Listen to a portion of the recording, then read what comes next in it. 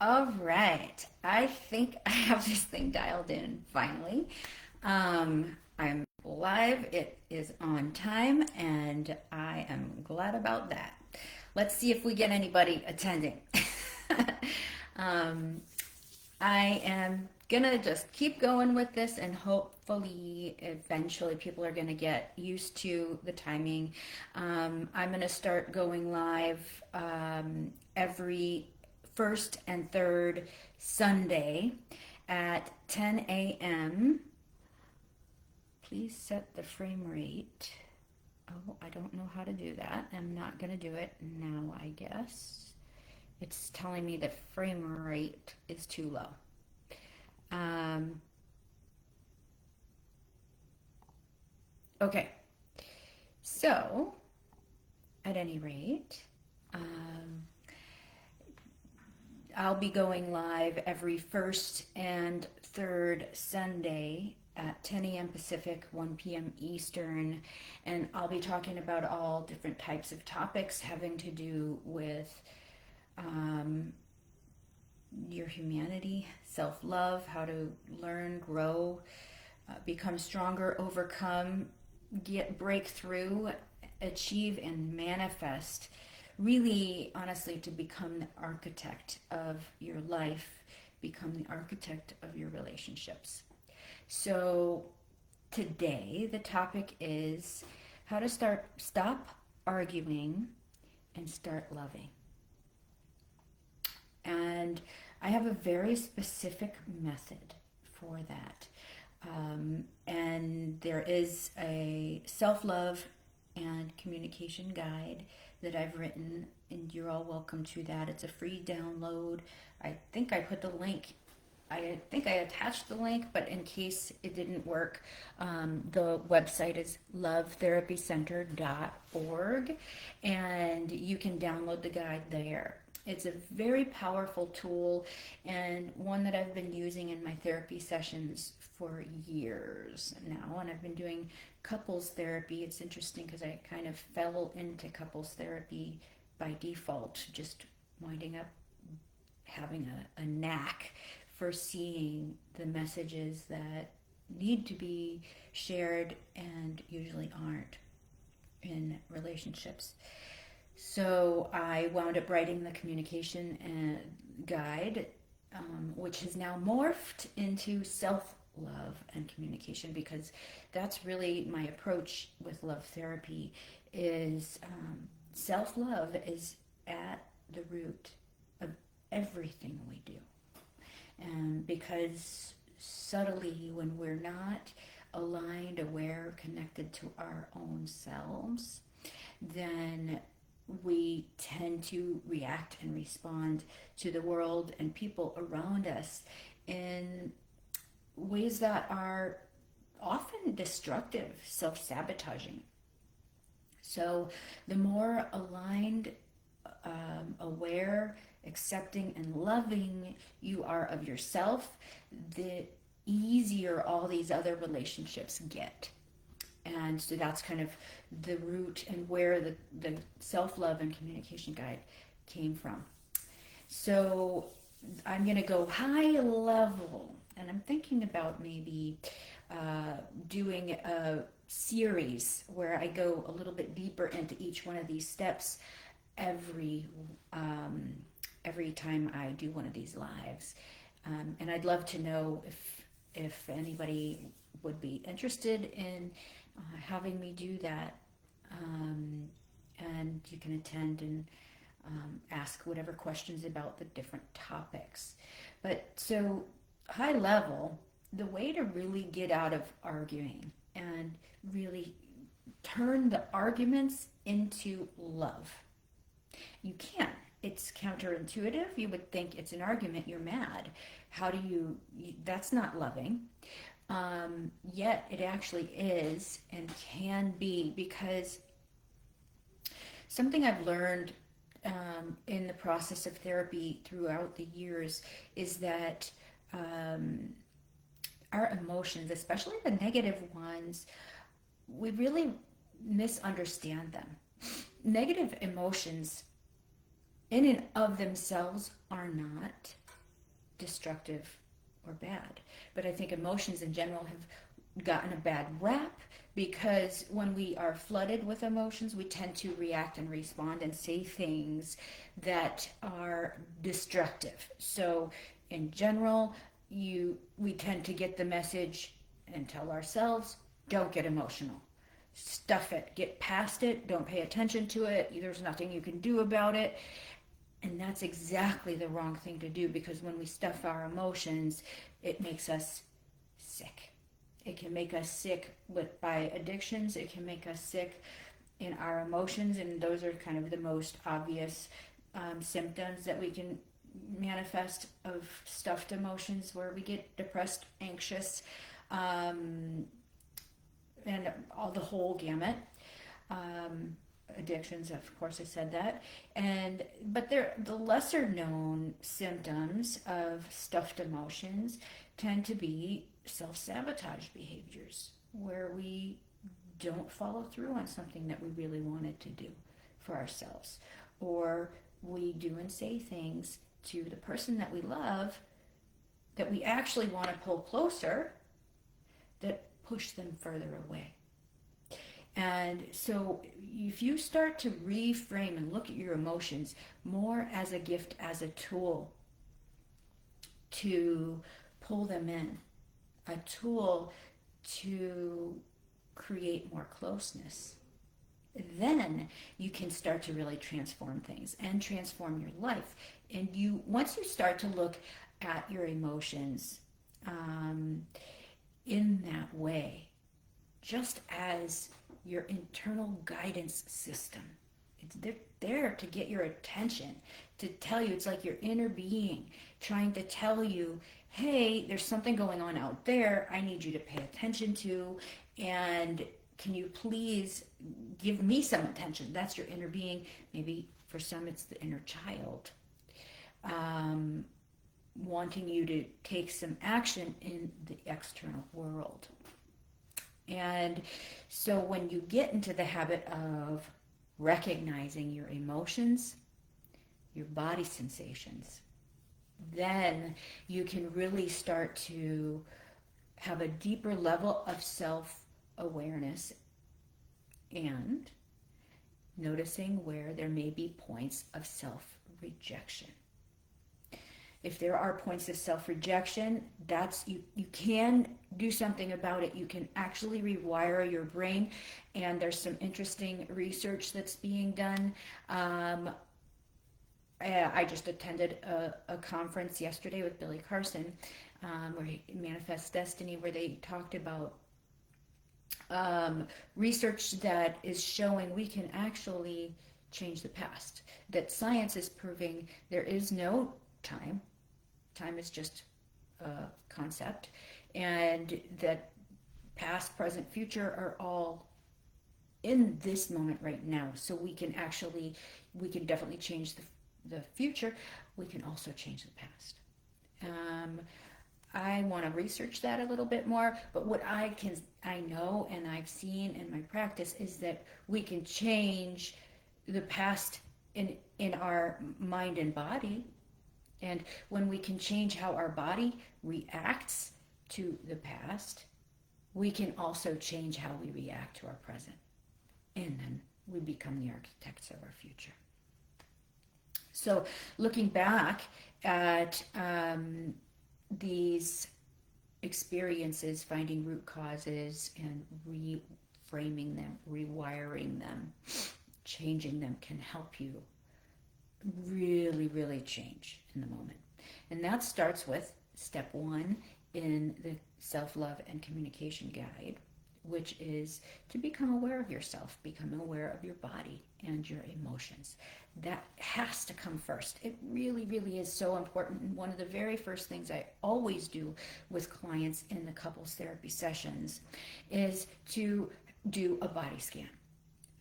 Because when you start to do body scans, you're going to start to become aware of your body on a deeper level. Most of us are really kind of cut off. In our society, we get all kinds of messages. I think, therefore I am. And it doesn't really honor the fact that we have emotions and body sensations, and that there's a lot of intelligence, there's a lot of information in our emotions and in our body sensations. So you start with the body scans, and it really helps you to become more aware of the body sensations and the emotions. Now, if you start from that point, becoming aware of your emotions and body sensations first, then it's going to give you a much clearer perspective on what happened that caused those emotions and body sensations. We tend to, if we are not looking at emotions and body sensations first, then it's easy to just kind of get caught up in the, sorry, I got a little hair here, get caught up in the what, and then that just, it's a hopeless feedback loop. We just perseverate on what happened, feel bad about it, and then perseverate more, and then feel worse, and perseverate more, and feel worse. And it puts us into a hopeless pit of despair. So we need to break that cycle. You break that cycle by first going into your body sensations and emotions. Once you do that, and you're identifying emotions and body sensations first, use your journal. Journals are so powerful, or a therapist. And you write these things down, and then because, this is a key word, I feel my jaw's tight, my heart is pounding, I'm making fists, and I feel overwhelmed and frustrated and angry and disappointed all at the same time. And it's important to get all the emotions. And then because is your key word there. It's so important, because that really opens up to the what in a more specific way, right? Because a lot of the times we'll go really too general, and then there's no solution in the general. So going to, like, oh, that person just doesn't respect me. There's no solution in that. So if you, rather than going to the high level, you get specific. And the specific is often uncovered by starting with the body sensations and emotions. So I felt sad, I felt overwhelmed, I had tension in my heart, because every time I try to do something nice, my partner doesn't accept it, and they redo everything that I did. So that makes me feel bad about myself, right? And then you try to unwind that. That makes me feel bad about myself, and because they're redoing what I don't like. So then you look at the what you don't like, specifically with a solution-oriented mindset. And when you take that frame of wanting to find the solution, then it really changes everything. First level, it changes you. It changes your body chemistry. It changes your emotions. It makes you feel better. It doesn't resolve everything, but it definitely makes the experiences easier and feel better, right? So the solution-oriented mindset is, hey, I would really like for you to appreciate it and recognize when I'm trying to do nice things for you. We tend to want to say, stop criticizing me, stop picking on me, right? But that's usually destructive, because if we go to the don't and not and you don't want, it makes us feel bad, it makes them feel bad, they feel bad, then they make us feel worse, and it just becomes a cycle. So we really want to get out of that cycle.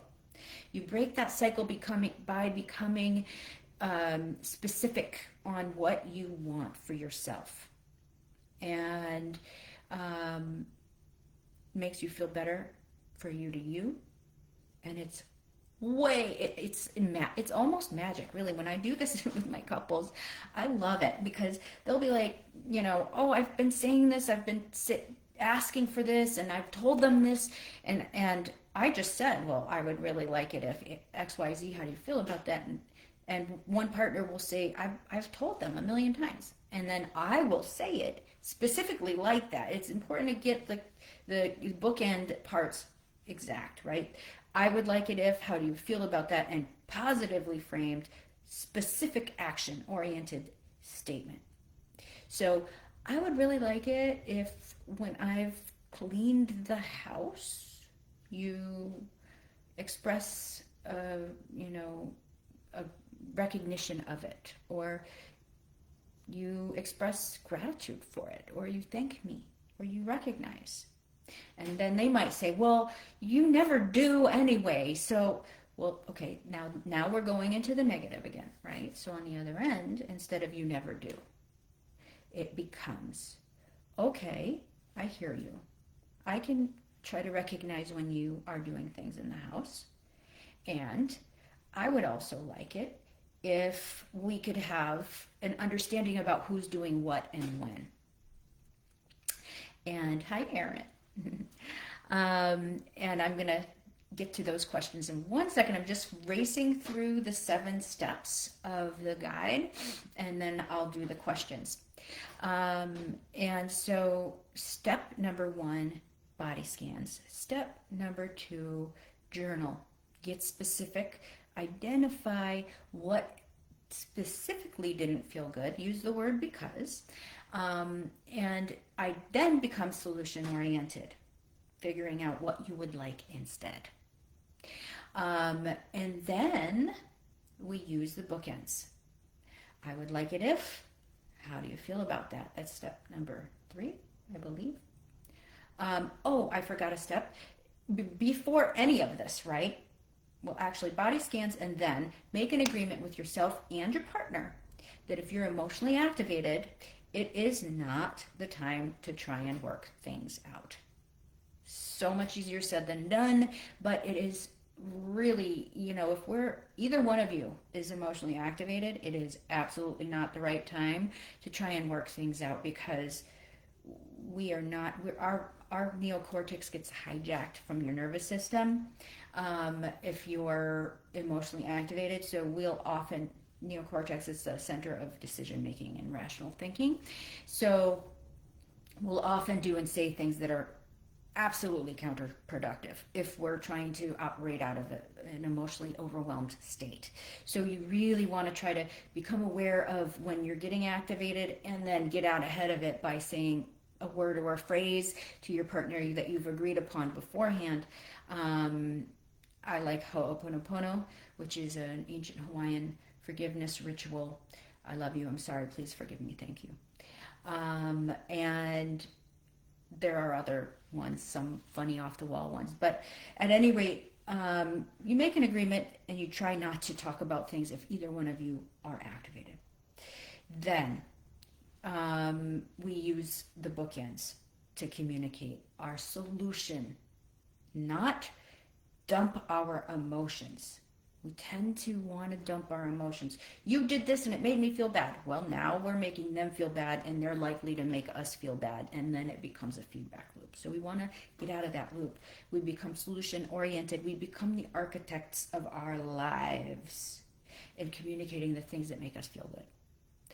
And then the last 2 steps are find the right time, because we don't know where our partner is at. Like, they could be, could have just gotten the worst news, and then we try to talk about our stuff and they snap at us, and you want to shut down because we don't know what's going on inside of them. So either try to set a time with one another. Hey, when do you have a moment that we can sit down and kind of talk through some stuff?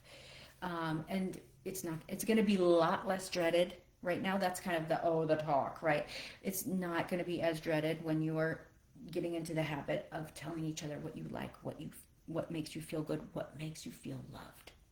Because honestly, it's an absolute gift when you start to get into the habit of doing those things, or of telling rather than asking. telling your partner what makes you feel good, what makes you feel loved, it's one of the biggest gifts you can ever give them. And then, so finding the right time, and then validating before trying to get your point across is powerful. What happens when we don't do that? The other person's just half listening to you. They'll hear something that you've said and go off in their head going, yeah, but you don't understand this about me, you don't understand that about me, and then they're preparing their answer and not really fully taking in what you're saying. So if you try to validate what they're feeling, or their point of view on what you're about to talk about before trying to be heard, they're going to be a lot more receptive to what you have to say. So those are the 7 steps. I am thinking I might come back and go deeper into each one over the course of the next 7 lives. I'd love to hear from you guys if you think that would be a good idea, if that's something that would be interesting to you. And now I'm gonna answer some of the questions. So, how can learning to regulate our own emotions or practicing self-love help break the repeating pattern? So that goes back to the step number 1, where the body scans. When you start to recognize, so you have to recognize before regulating, right? Because if you don't recognize before you regulate, then your emotions will just go haywire, and then you don't even care. A lot of the times what happens if you get emotionally overwhelmed, emotionally activated, your neocortex shuts off, you get amygdalated, your amygdala is going fight or flight, and we often want to hurt the person that hurt us. So we wind up saying and doing things that are hurtful. So making a commitment to yourself to just really pause. Notice when you're flooded. Notice when your emotions are activated, because your cortex is going to go offline. So that's super powerful right there. Noticing your body and doing, I love the heart focused breath, and there are some videos in the YouTube channel if you'd like to check that out, that kind of will walk you through doing a heart focused breath for self-regulation. But definitely when you're regulated, your cortex is back online, right? So when your body and your emotions are calm, at ease, now you're able to think clearly. And you're so much more likely to be able to find solutions, number 1, and then offer the solutions as a gift, number 2. So, and then the last question, and then I'm going to sign off for today. And thank you, Aaron, for joining. He's my partner. my number 1 fan. What's usually happening beneath the surface in those repeated conflicts? Is it really about the argument or something deeper, like not feeling heard or valued? That's a very multi-layered question. And sometimes it's about the argument. More times than not, it's deeper, and there are multiple layers to where that might be coming from. The deepest root, the deepest layer would be our traumas, our triggers from childhood or even previous relationships, and sometimes within this relationship. Sometimes it's because we don't know how to speak up, and so we don't. And then we misinterpret our partner's actions to be malintent. That's not the right word. To be, malicious. That's the right word. Where it's almost never a malicious act. Most of the time it's unconscious, and we're just in our own worlds. We're 2 individuals living in our own worlds and not aware of what our partner is thinking or feeling. And so we tend to misinterpret and project our feelings, the way we are, the way we would act onto them. And that's where we can often get off track. And then there are, multiple other layers, and that would be something that we could get a little deeper into if and when I start to do a deeper expose of the steps. So that's it for now. Thank you, and hopefully this is gonna be helpful for someone. Oh, and here's one more question. After an argument, what's the healthiest way to reconnect? How do you repair trust or closeness once things have gone sideways? So the healthiest way to reconnect is first level, becoming aware of your body, becoming aware of your emotions. Because we'll try to reconnect when we're in an emotionally activated state. And you can even say the right words, but if you're emotionally activated, we are deeply intuitive, especially with our close partners, and we can sense if they're off. And that often will activate us. And then, so really being aware of your body, your nervous system, your emotions, and making a commitment that if you are in that state, it's really not the time. You want to really focus on you, get you to a place of calm, ease, peace in your body, peace in your heart, right? Find that place of love. Find a place of filling your heart with love for one another. And think about even a time that you were together that you felt really loving. When you start to activate that love feeling in your body, in your heart, the thoughts will follow. And repairing trust, that's a really big topic because there are so many levels of trust. But repairing trust happens usually one step at a time. But a lot of that really involves more of your input as the person who had broken trust, and a willingness to communicate the things that your partner can do and say that would help to repair that trust and frame it in the bookends. So it would make me feel really good if XYZ. How do you feel about that? So that's it for now. I'm going to sign off. Thank you. Hopefully this helped somebody. And again, I'm going to start doing these lives. I'm just going to keep going. I don't care if nobody shows up. And thank you to my partner, my love, Erin, for showing up for me. I'm just going to keep coming back here every first and third Sunday at 10 a.m. Pacific and 1 p.m. Eastern. That's it. Take care. Bye.